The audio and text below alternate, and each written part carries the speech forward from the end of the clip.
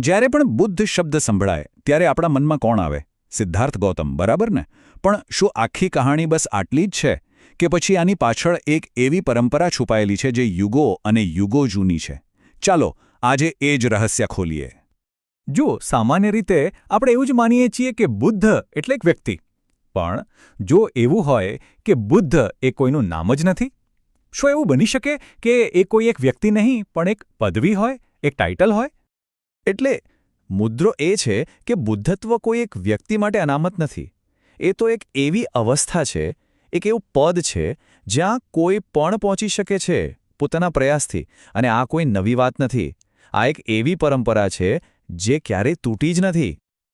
તો ચાલો આ વિચારમાં થોડા ઊંડા ઉતરીએ. કારણ કે જ્યારે આપણે સ્ત્રોતો જોઈએ છીએ ત્યારે આપણને એક એવી વંશાવળી જોવા મળે છે જે આપણી કલ્પના કરતાં પણ ઘણું વધારે જૂની છે. આપણે કોઈ હવામાં વાત નથી કરી રહ્યા. આ જાણકારી આવે છે સીધી પાલી કેનનમાંથી. એમાં એક ગ્રંથ છે બુદ્ધવંશ, જેનો મતલબ જ થાય છે બુદ્ધોનો વંશ. અને એમાં 1, 2 કે 10 નહીં પણ પૂરા 29 બુદ્ધોના નામ છે. વિચાર કરો, એક લાંબી અતૂટ શૃંખલા. પણ આ 29 બુદ્ધોની વંશાવળીને સમજવા માટે આપણે આપણા વર્ષો, સદીઓ અને હજારો વર્ષોના ગણિતને ભૂલવું પડશે. આપણે હવે વાત કરવા જઈ રહ્યા છીએ એક એવા કોસ્મિક ટાઈમ સ્કેલની જે સાંભળીને કદાચ મગજ કામ કરતું બંધ થઈ જાય. આ બ્રહ્માંડીય સમયને માપવાનું એકમ છે કલ્પ. હવે સવાલ એ છે કે એક કલ્પ એટલે કેટલો સમય? સાચું કહું તો એની કલ્પના કરવી પણ લગભગ અશક્ય છે. પણ એને સમજાવવા માટે એક અદ્ભુત ઉપમા છે.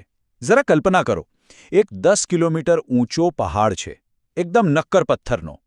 હવે દર 100 વર્ષમાં ફક્ત એકવાર કોઈ આવીને એને રેશમના એકદમ મુલાયમ કપડાથી લૂછે છે, બસ એક જ વાર.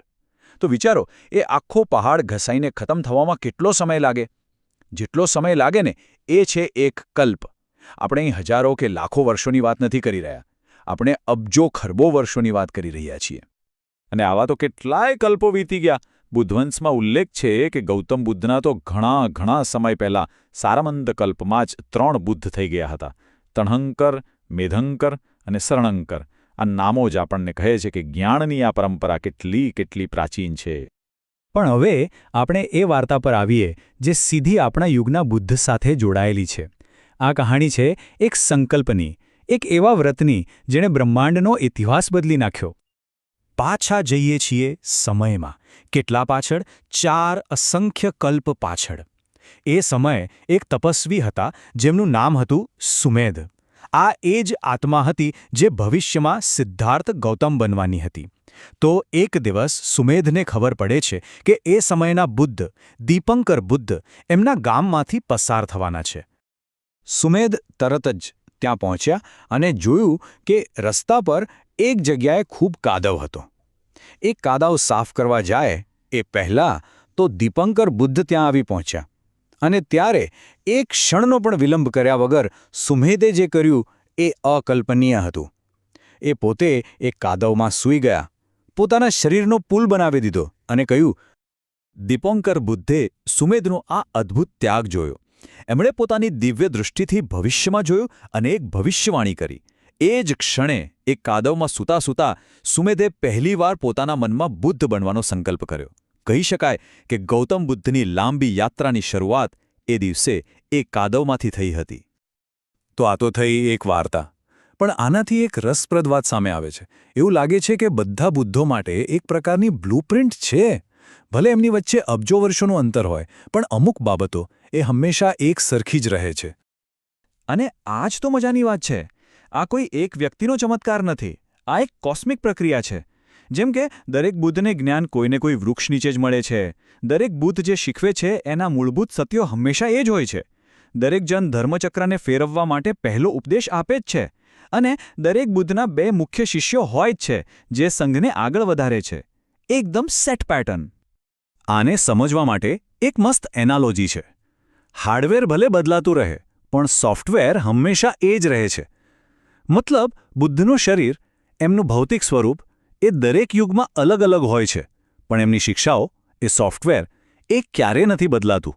4 આર્ય સત્ય, અષ્ટાંગિક માર્ગ, આ સંદેશો દરેક બુદ્ધે આપ્યો છે, સત્ય તો એક જ છે, બસ એને કહેનારા ચહેરા બદલાય છે.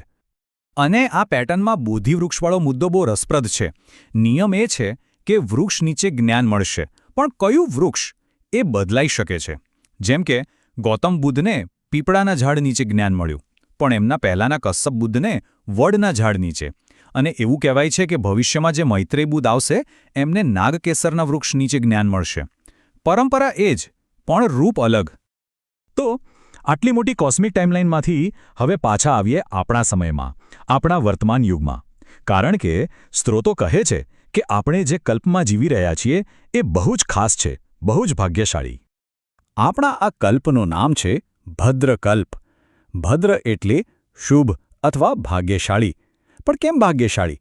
કારણ કે સામાન્ય રીતે આટલા લાંબા અબજો વર્ષોના એક કલ્પમાં માંડ 1 કે 2 બુદ્ધ જ પ્રગટ થાય છે.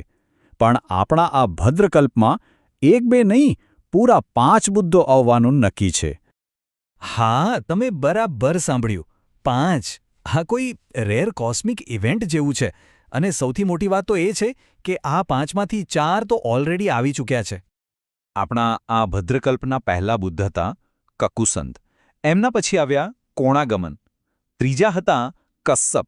અને ચોથા એ છે ગૌતમ બુદ્ધ, જેમની શિક્ષાઓ આજે પણ આપણી સાથે છે. અને હવે તમે વિચારતા હશો કે આ બધી તો ધાર્મિક વાતો છે, બરાબર? પણ ના, આ વંશાવળી માટે આપણી પાસે ફક્ત શાસ્ત્રો જ નહીં પણ નક્કર પુરાતાત્વિક પુરાવા પણ છે, જે આ આખી વાતને ઇતિહાસ સાથે જોડી દે છે. કોણે આપ્યા પુરાવા? સમ્રાટ અશોકે. ઈસવીસન પૂર્વે 3જી સદીમાં અશોકે નેપાળના નિગાલી સાગરમાં એક સ્તંભ બનાવડાવ્યો અને એના પર સ્પષ્ટ લખાવ્યું કે એમણે બુદ્ધ કનકમુનિ એટલે કે કોણાગમનના સ્તૂપને મોટો કરાવ્યો.